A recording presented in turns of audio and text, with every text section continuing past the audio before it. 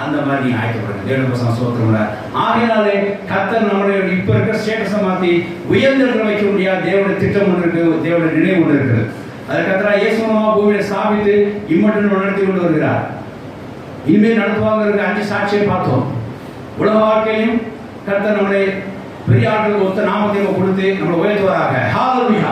பொருளாதார வாழ்க்கையிலும் நீ கடன் கொடுப்பாய், கடன் வாங்காதிருப்பாய், வார்த்தை நிறைவேற்றி கடன் இல்லா வாழ்க்கையை கொடுத்து கர்த்தர் பொருளாதார நம்மளை உயர்த்துவாராக. இப்ப இருக்க ஸ்டேட்டஸை மாத்தி நம்முடைய ஆவிக்குரிய வாழ்க்கையிலும் பாவிகளாம் துரோகிகளாம் கோபாக்கியம் பண்ணிருந்த நம்மளையும் கர்த்தர் இயேசுமா கொடுத்து நல்ல அப்டேட் கொடுத்திருக்கிறார். இன்னும் அப்டேட்டை மாற்றுவார். இயேசு போலவே நம்மளை மாற்றி இயேசு உட்கார முடியாத ஒரு பெரிய ஒரு ஸ்தானத்தை நமக்கு தரப்போகிறார். ஆமென். ஹalleluya. இப்படி உயர்ந்த வைக்க போகிறார். 4வது காரியம், நம்ம ஊழியத்தையும் இப்ப இருக்க ஸ்டேட்டஸ் மாத்தி இன்னும் அதிகமாய் நம்ம தேவனுடைய வார்த்தையை கொடுத்து அநேக ஆத்மாவை பிடிக்கத்தக்கதாய் நம்மளை மாற்றி நம்ம உயர்ந்த இடத்துல உயர்த்தி வைப்பாராக. ஹalleluya.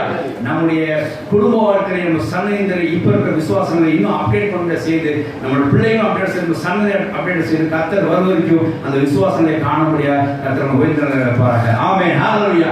இப்படி கர்த்தர் நம்முடைய இருக்கிற ஸ்டேட்டஸை மாற்றி உயர்ந்த வைப்பார். நம்முடைய உலக வாழ்க்கையிலும் சரி, நம்முடைய பொருளாதார வாழ்க்கையிலும் சரி, நம்முடைய ஊழிய பாதையிலும் சரி, நம்முடைய குடும்ப வாழ்க்கையிலும் சரி, நம்முடைய ஆவிக்குரிய பரலோக வாழ்க்கையிலும் சரி, எல்லா இடத்துலையும் கர்த்தர் இருக்கிற ஸ்டேட்டஸை மாற்றி உயர்ந்த வைத்து நம்ம ஆசைப்பாங்க. ஹalleluya.